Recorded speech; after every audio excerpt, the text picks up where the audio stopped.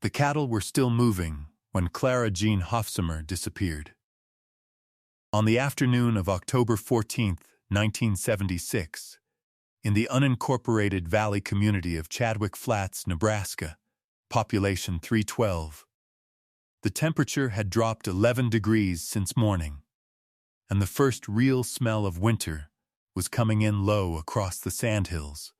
A neighbor, Orville Stengel, had watched Clara pull her green Chevy pickup out of the drive at 2:30. She raised 2 fingers off the steering wheel the way everyone did out there. The kind of wave that means nothing and everything at once. Because when you live 40 miles from the nearest town, you wave at every car you see. Orville waved back. He turned to go inside. What happened in the next 2 hours would haunt Chadwick Flats for the next 48 years. Her boys were home from school. Her husband Raymond was working the south pasture. The church auction was 6 days away, and Clara had been finishing a quilt creambacking with a blue and rust pattern she'd been piecing together since August, and she needed a spool of thread from the dry goods counter at Halloran's in Grant. A 20-minute drive. The kind of errand you don't tell anyone about because it doesn't need telling. She never made it home.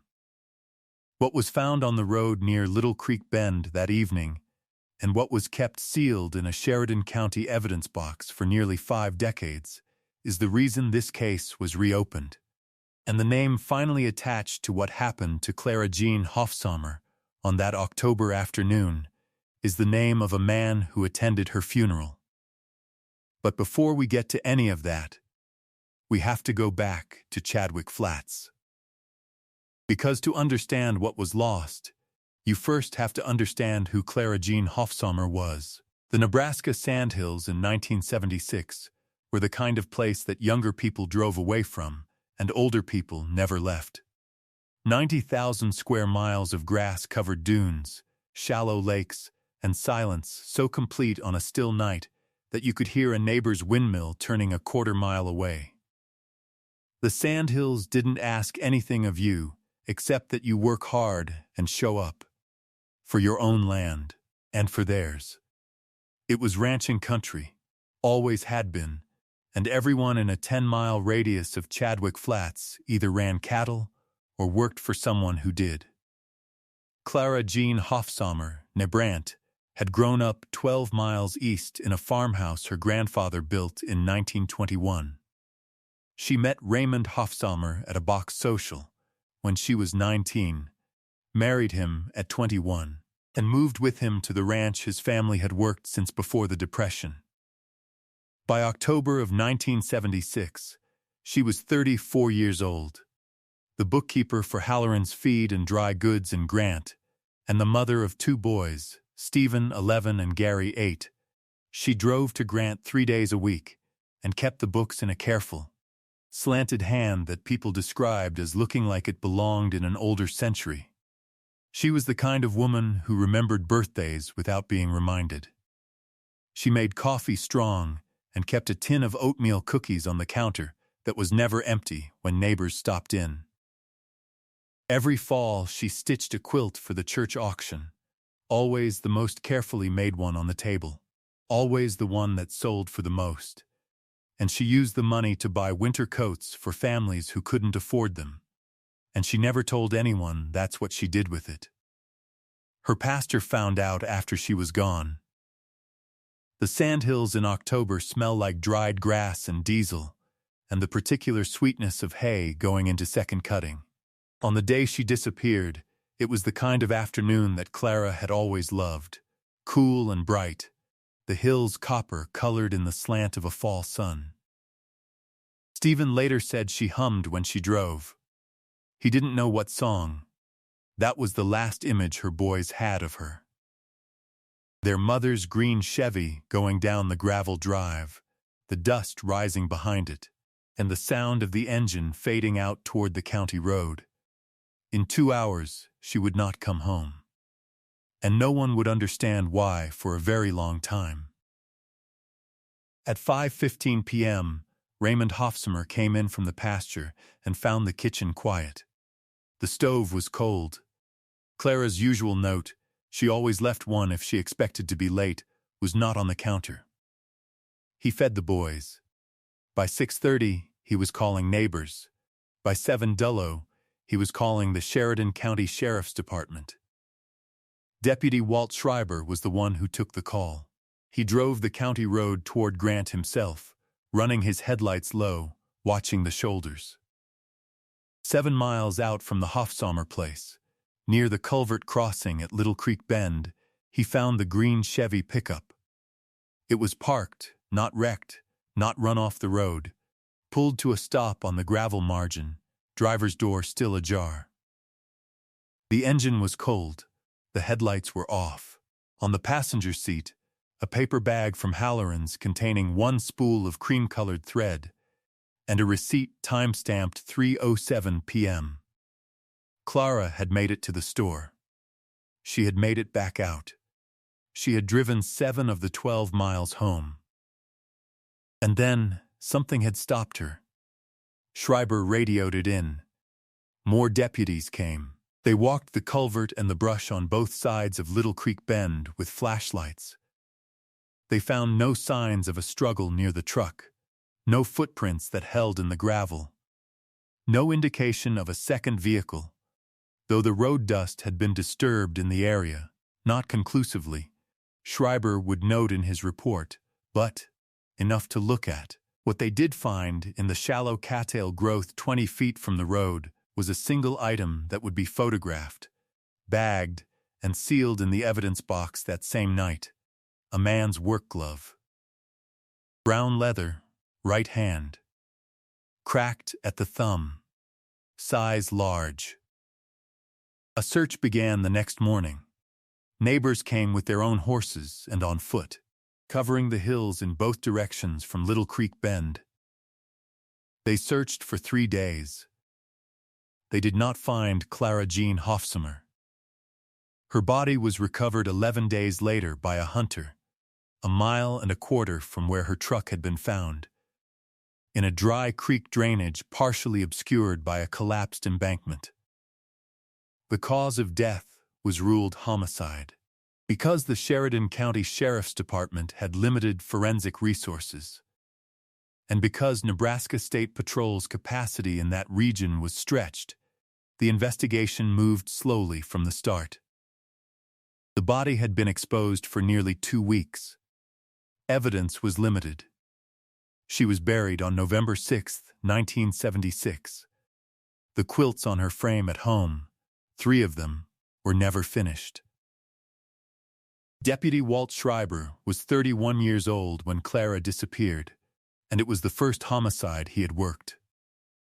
He spent the following winter driving that county road in his off hours, knocking on doors he had already knocked on, asking questions he had already asked. He was not the lead investigator. That was Sheriff Kurt Alderman, a careful man who moved deliberately and kept his cards close, but Schreiber was the one who couldn't let it go. Alderman's investigation focused early on 2 men.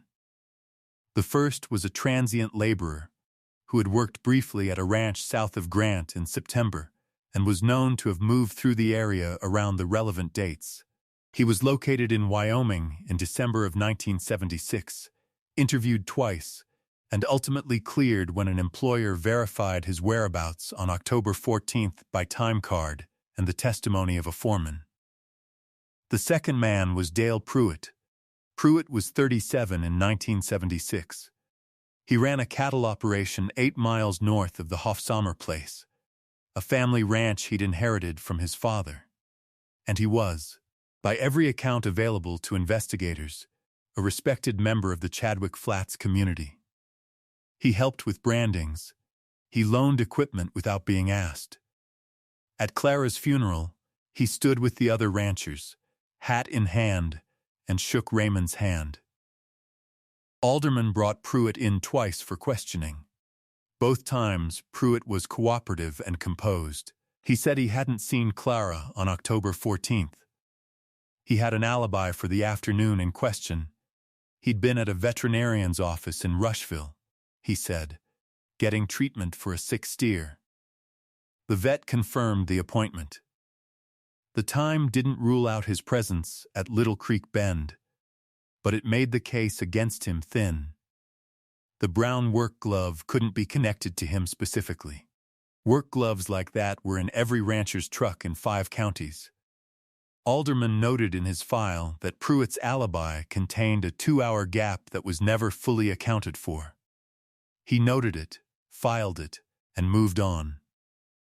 The investigation slowed. Then it stalled. By the spring of 1977, the Sheridan County Sheriff's file on Clara Jean Hofsummer was active in name only. Raymond Hofsummer took his boys and moved to Kearney 3 years later. He never came back to Chadwick Flats. Years have a way of burying things in the Sandhills. The grass grows back over every scar, the seasons come and go, and the land looks the same in 1985 as it did in 1975 as it does today. Chadwick Flats didn't get a stoplight. The population dropped below 200. Halloran's feed and dry goods closed in 1991. By 1987, a decade had passed since Clara's murder. Walt Schreiber, by then a full deputy and later an undersheriff, kept a copy of the case file in the drawer of his home desk. He wasn't the kind of man who talked about it. His wife knew it was there. His kids grew up knowing there was a case their father couldn't set down.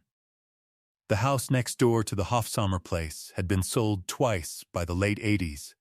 The church where Clara's quilts had always sold now had a different pastor, one too young to remember her.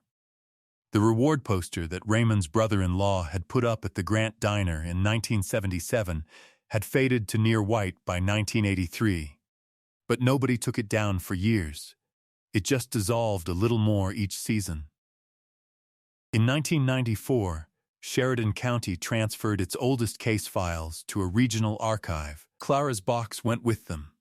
Photographs, the bagged glove, fiber samples taken from the seat of her pickup, and a glass vial containing a small amount of biological material that investigators in 1976 had collected from beneath the driver's side door handle of the green Chevy. Nobody had the technology to do anything with that vial in 1976. They sealed it and kept it because Walt Schreiber had said to keep everything. Dale Puit continued ranching. He remarried in 1980. He was elected to the Sheridan County Livestock Association Board in 1989 and served for 6 years. He was, by every outward measure, a productive member of a community that had quietly stopped asking questions. By 2005, nearly 30 years had passed. Stephen Hofsummer, Clara's older son, was 40 years old, living in Omaha with a family of his own. He had never stopped thinking about his mother.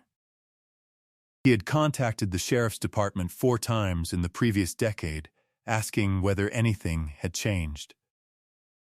The answer was always the same. The case remained open, but there were no active leads. He sent a letter to the Nebraska Attorney General's office that year. He said he understood that cold cases were difficult. He said he just wanted someone to try. Every case like this one deserves someone like that. If you want us to keep telling stories of families who refuse to let go, please take a second to like this video, subscribe, and leave a comment telling us where in the world you're watching from. It means more than you know. Now, let's get back to Clara.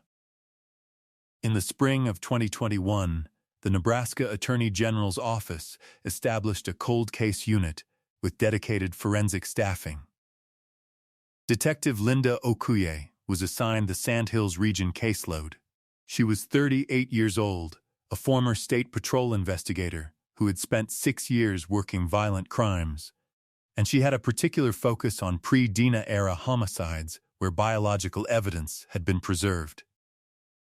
The Clara Jean Hofsummer case came to her desk in August of 2022, along with 17 others. She ordered a full inventory of the evidence box from the regional archive. When the box arrived, most of what she found was expected: photographs, fiber samples, the original case file. the brown work glove. And at the bottom, in a sealed glass vial labeled with a case number and a date from 1976, a small amount of biological material that had been sitting untouched for 46 years. She sent it to the state crime lab with a priority designation. The process she requested uses biological material from a crime scene to build a DNA profile, and then compares that profile against public genealogy databases, the same websites where ordinary people trace their family trees. When a partial match appears, investigators work backward through family trees to identify a common ancestor, and then forward again to find living descendants who fit the geographic and demographic profile of the original suspect. 6 weeks later, the lab returned a result.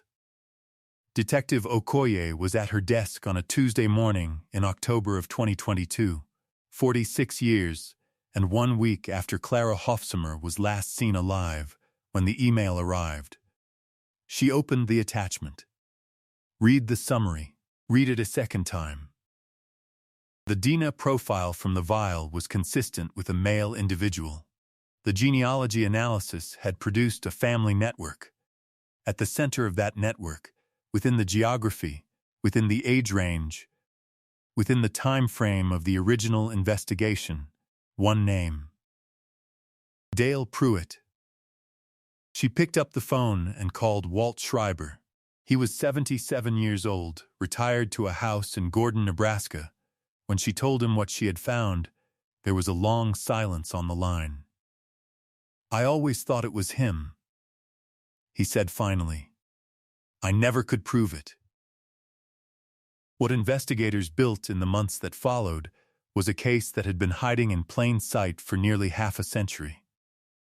Dale Puit had been known to every person in Chadwick Flats as a reliable neighbor, a hard-working rancher, a man who showed up. His children had grown up in the county. His second wife taught Sunday school in Rushville. In the Sandhills, where community is survival and reputation is everything, he had spent 46 years behind a face that nobody questioned. What the genealogy result gave Detective Okoye was probable cause for a warrant. What the warrant gave her was access to Pruitt's current residence. He had retired in 2014 and moved to a smaller property outside of Hay Springs. And, with a subsequent court order, a DNA sample collected by a detective who approached him at his mailbox on a Thursday morning in February of 2023 and asked him to open a cheek swab kit. Pruitt's attorney called Okoye's supervisor within the hour. It didn't change what the lab returned 3 weeks later. The DNA from the vial recovered from Clara Hofsummer's pickup in 1976 matched Dale Puit to a statistical certainty of greater than 1 in a trillion. The unaccounted gap in his alibi, the 2 hours that Kurt Alderman had noted in his file in 1976 and filed away, now had a shape. The veterinary appointment in Rushville was real. The drive home along the county road, past Little Creek Bend, past a green Chevy truck with its driver's door open, that was the part Puit had never mentioned. He was arrested at his residence on March 8, 2023. The Sheridan County Sheriff's deputies who made the arrest were joined by Detective Okoye and a state patrol officer. Puit, 83 years old, came to the door in work clothes. He said nothing when they read the charges. He looked at the warrant. He looked at Okoye. He went inside to get his coat. The call that went out over the county scanner reached people who remembered 1976. It reached ranchers who had worked alongside Puit for decades. It reached the woman who had been Clara Hofsummer's closest neighbor, now in her late 80s, who sat down when she heard the name and had to be helped to a chair. It reached the Grant Diner, where 3 men who had known both Clara and Dale for most of their lives sat in silence for a long time before anyone said anything. The arrest shocked the Sandhills ranching community. It was also, for those who had never stopped asking questions, the answer they had carried for 48 years. Dale Puit was charged with first-degree murder in the death of Clara Jean Hofsummer. He entered a plea of not guilty. At a competency hearing in the fall of 2023, his attorney argued diminished capacity due to age and cognitive decline. The court found him competent to stand trial. Proceedings are ongoing as of the time of this recording, but the evidence against him, anchored by the DNA match and supported by the forensic reconstruction of the afternoon of October 14, 1976, is among the most comprehensive forensic cases the Nebraska AG's Cold Case Unit has assembled. Walt Schreiber drove to Omaha when the arrest was announced. He wanted to tell Stephen Hofsummer in person. Clara Jean Hofsummer was 34 years old. She had a husband who loved her, and 2 boys who needed her, and a church full of people who didn't know she was quietly buying their children winter coats. She had a quilt on the frame at home, cream backing with a blue and rust pattern, that she never got to finish. She had a 20-minute drive ahead of her, and a spool of thread in a paper bag on the passenger seat, and a whole ordinary life waiting at the end of that county road. When Stephen Hofsummer spoke to reporters after the arrest, he didn't say he felt better. He said he felt like he could breathe again. He said his brother Gary, who had died of cancer in 2019, had never stopped believing someone would one day be held accountable. He said his mother used to hum when she drove, and he still didn't know what song. What the case of Clara Jean Hofsummer changed is not small. The Nebraska Cold Case Unit's use of forensic genealogy has since been formalized into state investigative protocol, and the evidence preservation practices that Walt Schreiber insisted on in 1976, keep everything, seal everything, have become a case study in how officers at the time of a crime can protect the possibility of justice in an era they cannot yet imagine. Schreiber never knew, when he bagged that vial, what it would one day be capable of proving. There is something worth sitting with in that. A deputy in a rural Nebraska county in 1976, with limited resources and no forensic technology that could help him, preserved a piece of evidence because he believed that someday, somehow, the truth would need it. He was right. He just had to wait 46 years to find out. A man who attended Clara's funeral, who shook Raymond Hofsummer's hand, who showed up to brandings and loaned equipment, and sat on the Livestock Association board and watched the seasons turn over his land for nearly half a century, while a glass vial sat in an archive box 40 miles away, waiting for the world to catch up with what it knew. Truth, it turns out, is patient in ways that monsters are not. I'd like to know what you think. Does a conviction, if it comes, after 48 years constitute justice? Or has the length of time changed what justice even means in a case like this? And what does it say about the people who preserved that evidence, kept that file, sent that letter to the AG's office, that their small acts of refusal to forget are what made the arrest possible? Leave your thoughts in the comments. This community always has something worth reading down there. Justice found Clara Jean Hofsummer after 48 years. Stories like hers are why this channel exists, because the truth doesn't expire, even when everything else seems to. If you believe that too, subscribe so you don't miss the next case. And if you want more solved cold cases, the links are waiting in the description below. Thank you for being here.